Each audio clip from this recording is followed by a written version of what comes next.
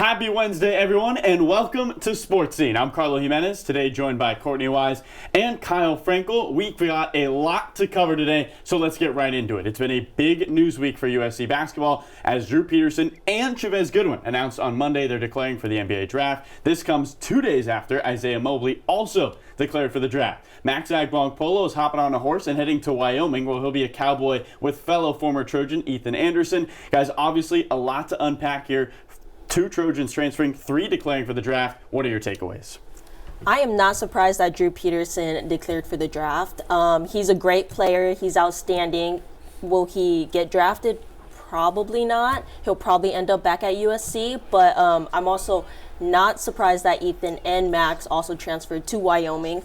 Ethan has lost his starting position for 3 seasons now. And so I think it is time for him to blossom somewhere else. Well, I think you're off base there, Courtney. Look, Drew Peterson had a tremendous season with the Trojans, earning all Pac-12 honors, and frankly, I think he might have reached his peak. And if he wants to capitalize on those dreams of playing at the next level, it might be the best time for him to do so and his only chance. And as you mentioned, he can still return to USC as he has not hired an agent. I was also pretty surprised at Max Polo transferring, though. He was a very highly touted recruit, didn't necessarily see the role he wanted the past few seasons, but I would have thought he would have transferred one of the past few years as opposed to after this season. He saw a lot of playing time, played a big role on the Trojans team, and was inserted into the starting lineup for the majority of the games. The name that stands out to me is Ethan Anderson. You look at a guy who is from Los Angeles. He's worked in charities here in LA. His family comes to every game. And when he entered his name in the transfer portal, he had offers from schools like San Diego State, like Texas Tech. And he chose Wyoming. I think if you're going to leave USC, go to another top 6 power conference, instead choosing to go to Wyoming and play to teams against San Diego State, but not really against that high-level competition that he could be playing against.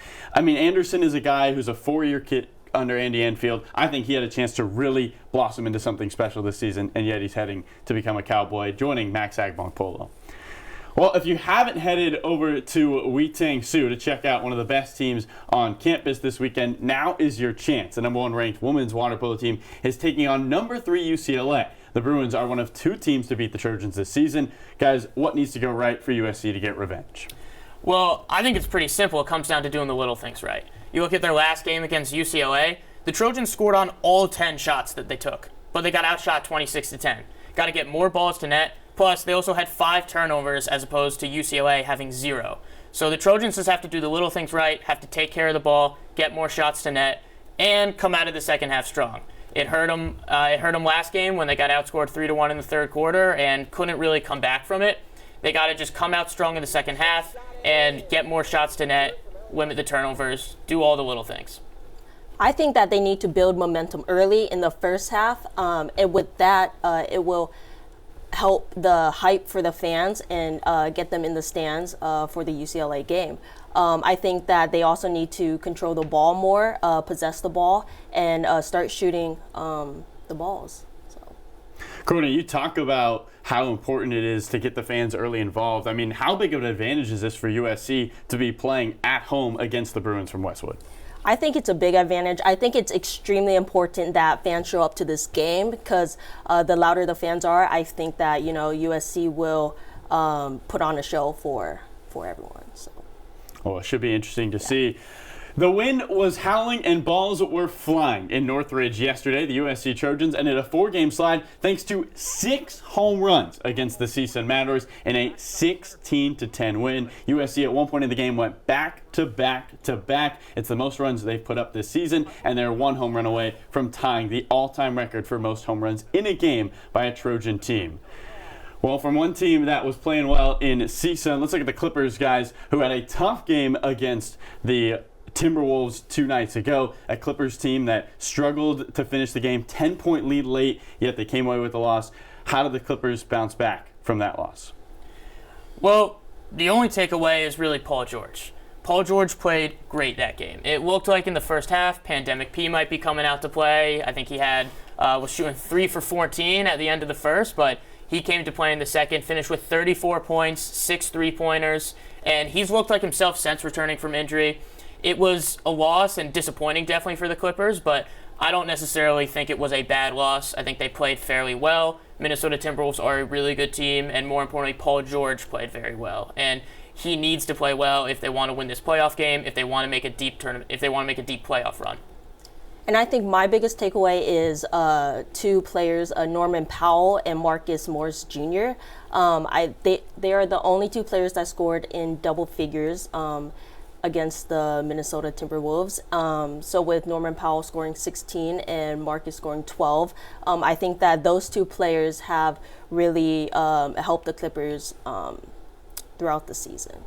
The name that stands out to me, guys, is Reggie Jackson. Look, I know he's nicknamed Mr. June, and it's only April, but he's got to show up. 5 turnovers, 17 shots, 17 points. I mean, Reggie Jackson is the motor of this team. When Paul George was out, they looked to the guy wearing the goggles to be that team leader, and he just didn't show up against that Timberwolves team. He has to play better.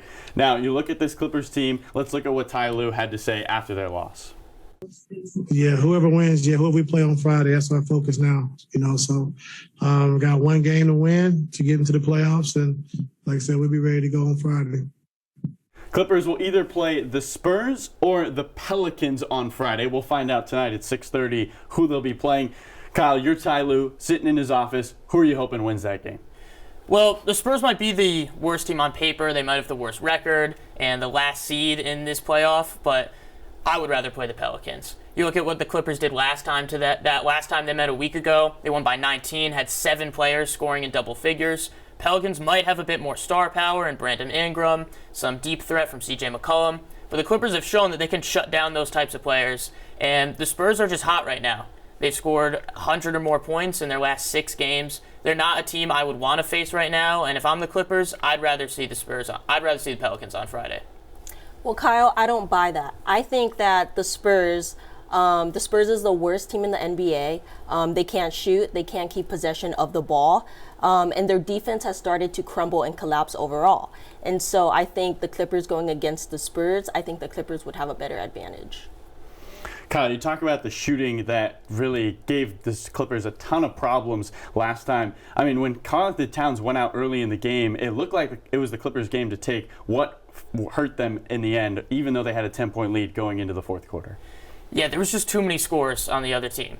You look at the Timberwolves, Karl-Anthony Towns, as you said, leaving the game early, but still having a fairly decent game by all accounts. D'Angelo Russell and Anthony Edwards, he's a beast. I mean, he's unstoppable, and they had guys shooting that don't normally shoot. Patrick Beverley had 3 threes. They were just knocking them down. There wasn't much the Clippers could do to stop them, and when there's that many scores on the other team and that many guys getting hot at the right time, sometimes there's just really nothing you can do to stop. And Courtney, with the Suns waiting to see who they'll play on Friday night, do the Clippers really even have a chance to make it past the first round? To be honest, I don't think they do. They haven't been playing up to their highest standards this entire season. I don't think that, the Clippers could make it far. Yeah, going against the best team in the NBA, it's going to be tough. Well, that's all we've got for Sports Scene today. Thanks, everyone, for tuning in. For Courtney Wise and Kyle Frankel, I'm Carlo Jimenez. We'll catch you next time.